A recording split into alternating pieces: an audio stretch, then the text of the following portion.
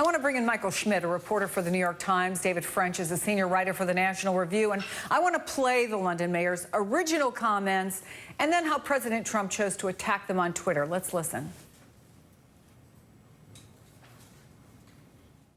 Just like terrorists are constantly evolving, finding new ways to disrupt us, harm us, attack us, the police and experts and all of us are finding new ways to keep us safe. Londoners will see an increased police presence today and over the course of the next few days. No reason to be alarmed. So you hear what the mayor says, and then the president misrepresents the remarks, tweeting at least 7 dead and 48 wounded in terror attack. And Mayor of London says there is no reason to be alarmed, which makes it sound like he was sort of dismissing the fact that there had just been a terror attack there.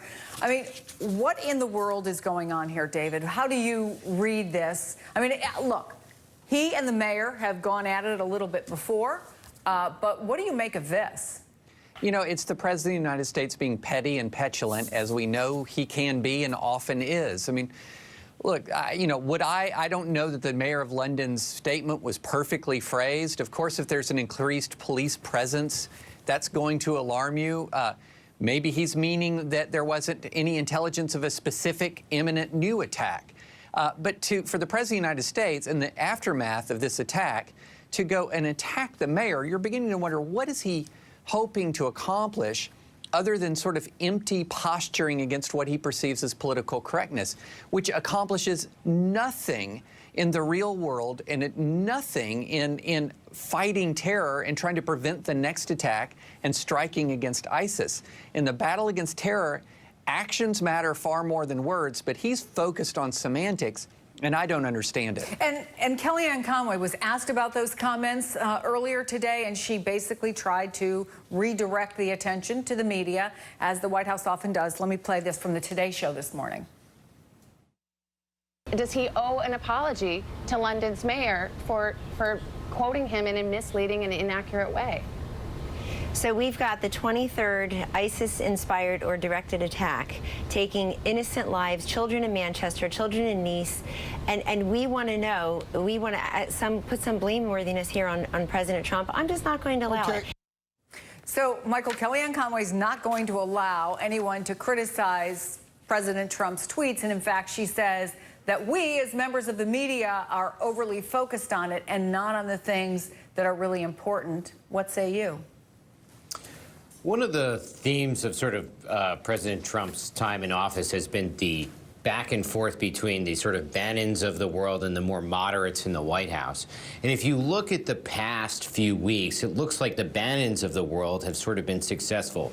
The president's rhetoric in the aftermath of the London attacks, pulling out of the climate deal, the Paris climate deal, and the statements he made at NATO. So I sort of see this as part of a larger pendulum swing that we've seen here, where the president is sort of leaning more into sort of the Bannon, the more conservative part of the White House, and sort of exerting himself in that way, including talking about the travel ban, which was also something that was pushed by Bannon. Is that what you think's behind this DOJ tweet? Because you can just hear the heads exploding of people who have to make this case, who are actually working on it at the Department of Justice. I mean, the thing that's so confusing about that is that the White House has gone out of its way to not call it a travel ban. And Spicer has come out and, criticized the media for calling it a travel ban.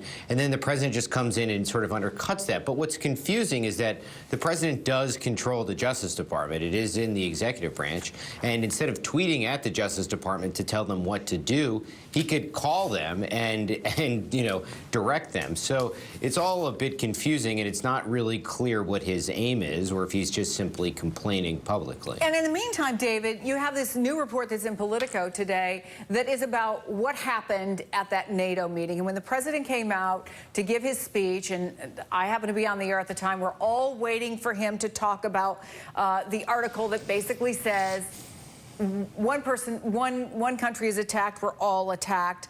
And yet, according to this article, everyone agreed that President Trump would commit to the mutual defense provision. Instead, he pulled an audible, didn't do it. Anything here surprise you?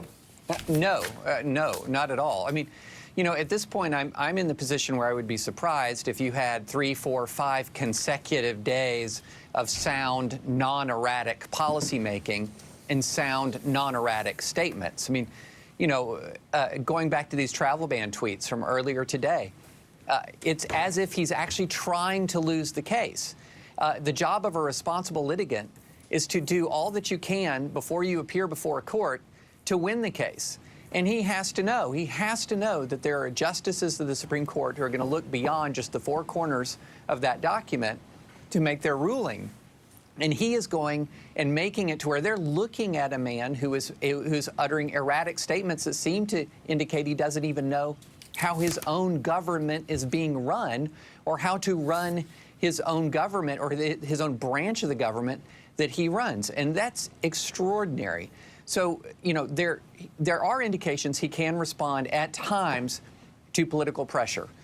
It's time for his friends in the GOP to strongly exert political pressure on him to behave in a responsible manner in response to world events and in response to these terrible attacks. And speaking of a responsible manner, what do you make of what just, I guess this was just, you know, a few minutes ago, but we verified that this is indeed Kellyanne Conway's husband, Michael, who tweets about the president. These tweets may make some people feel better, but they certainly won't help OSG get 5 votes in SCOTUS, which is actually what matters. Sad. That's good legal advice. It's absolutely good legal advice. But when you're about to go in front of a court, what you are wanting to do is you're wanting to do everything you can to make it easy for those judges to rule for you. And when you're talking about matters of national importance, what you're trying to demonstrate is seriousness of purpose, that you have a plan, that you're constrained by the Constitution, that you're constrained by the statutory framework, you understand the seriousness and gravity of the job, you understand the law. And what is Trump doing any of that in these tweets? Of course he's not doing that. I'm going to interrupt you if I can because we have some breaking news, guys, and we'll get back to you.